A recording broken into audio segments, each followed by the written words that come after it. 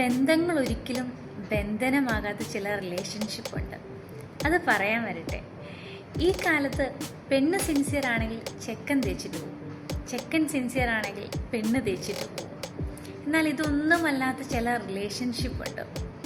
അവൾ എൻ്റേതാണ്, അവൻ എൻ്റേതാണ്, ഈ ലോകത്ത് ആർക്ക് വേണ്ടിയും ഒന്നിനു വേണ്ടിയും ഞങ്ങൾ ഈ സ്നേഹത്തെ വിട്ടുകൊടുക്കില്ല എന്ന് പറഞ്ഞ് സ്നേഹിക്കുന്ന ചിലരുണ്ട്.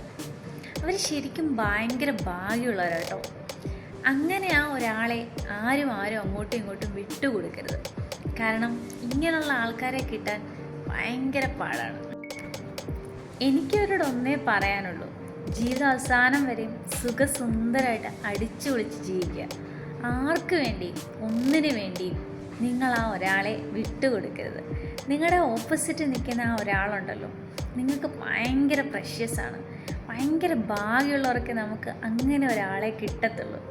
സോ ജീവിതാവസാനം വരെ അടിപൊളിയായിട്ട് അങ്ങനെ തന്നെ ജീവിക്കണം.